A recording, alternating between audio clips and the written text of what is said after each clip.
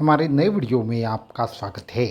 तो सोमवती अमावस्या के दिन ये 7 कार्य साधकों को बिल्कुल भी नहीं करनी चाहिए। इन 7 नियमों का सभी साधकों ने पालन करना है, वरना आपकी उपासना सिद्ध नहीं होगी। आप जो भी साधना करेंगे वो उतनी सिद्ध नहीं होगी, वो उतनी अनुभूति नहीं देगी जैसे हमने कहा है। तो वो क्या 7 नियम हैं, वो कौन सी 7 चीज़ें हैं जो आपको जिनका पालन करना है, ये थोड़ा सा देखेंगे।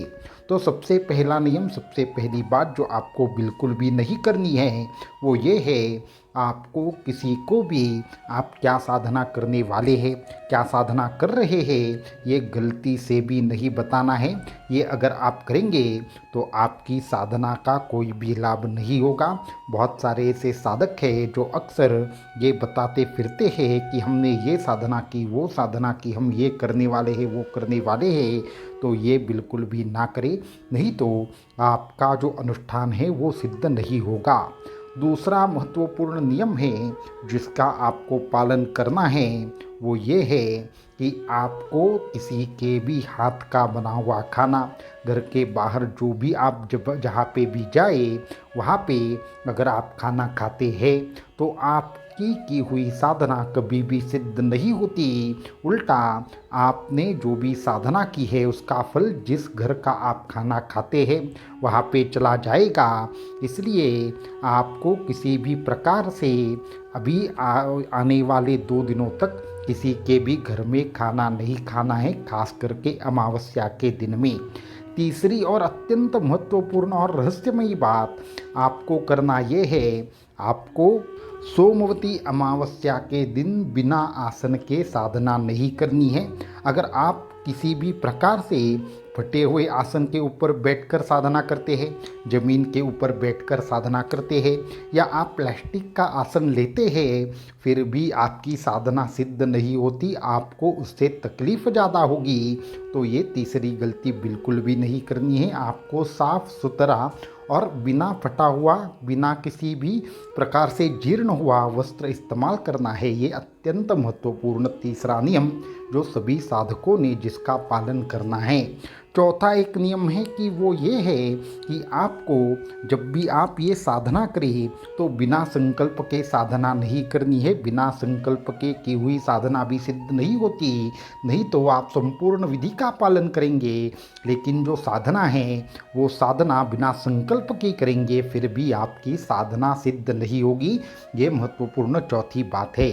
पांचवा और अत्यंत गुप्त ऐसी एक बात हम आपको बताना चाहेंगे कि जो आपको अक्सर कोई नहीं बताएगा, लेकिन ये अगर आप करेंगे तो साधना में और ज़्यादा बेहतरीन आपको परिणामों की प्राप्ति होगी।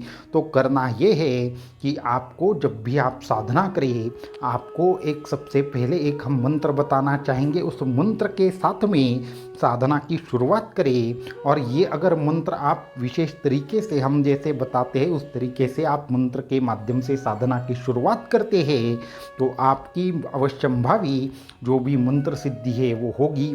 तो मंत्र कुछ इस प्रकार है, ओम गं गणपतये सर्व कार्य सिद्धिम कुरु कुरु स्वाहा।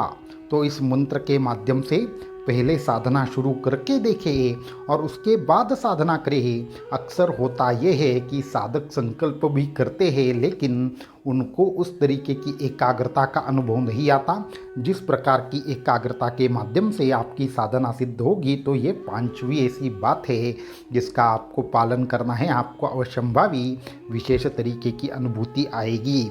अभी आखिरी 2 महत्वपूर्ण नियम हैं जिनका आपको पालन करना है। वो अगर आप नियम का पालन नहीं करेंगे तो आपकी साधना सिद्ध नहीं होगी। तो वो सबसे पहला आखिरी 2 नियमों में से एक नियम है कि आपको कल के दिन यानी कि सोमवती अमावस्या के दिन कुछ ना कुछ दान अवश्य करना है। चाहे गेहूँ करे, चावल करे या कोई भी किसी भी प्रकार की वस्तु हो तो उसका दान, खाने पीने की एक चीज़ का दान करना है।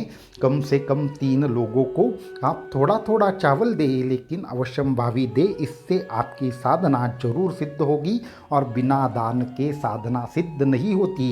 ये सबसे महत्वपूर्ण नियम है। और अभी आखिरी बात हम बताना चाहेंगे, आखिरी नियम बताना चाहेंगे, वो ये है कि आप जब भी आप साधना करें, साधना करते हुए गलती से भी आपकी जो साधना है वो साधना ज़मीन पर बैठकर तो नहीं करनी है, ये आपको पता है। लेकिन साधना होने के बाद कम से कम 1 या 2 घंटे तक आपको घर में ही रहना है। घर में 1 घंटे में ही कहीं अन्य किसी घर में जाएंगे, वहाँ पे खाना खाएंगे, वहाँ पे पानी पिएंगे, ये बिल्कुल ना करें। और एक गलती हमेशा साधक करते हैं कि साधना होने के बाद आपकी जो साधना है उसका समर्पण करना, अर्पण करना भूल जाते हैं। तो साधकों को ये करना है कि अपनी साधना पूर्ण होने के बाद अपने गुरु को, अपने इष्ट को साक्षी मानकर हाथ में थोड़े चावल लेने हैं, और हाथ में चावल लेने के बाद आपको ये कहना है कि जो भी ये साधना हमने संकल्प के अनुसार की, उस साधना का समर्पण हम गुरु चरणों में करते हैं, इष्ट के चरणों में करते हैं। और इसमें से अगर गलती से भी कुछ हमारी शेष चीज़ें रह गई हो, विधि ठीक से हमारी ना हुई हो, गलती से जानबूझकर कुछ हुआ हो, तो हमें माफ़ कर दे। ये महत्वपूर्ण 7वीं बात अगर आप करेंगे तो आपकी साधना में रह गई त्रुटि ईश्वर स्वयं माफ़ कर देंगे और आपको सभी तरीके से उस साधना का संपूर्ण फल मिलेगा। इसलिए साधना का संपूर्ण फल प्राप्त करने के लिए इन नियमों का पालन जरूर करें।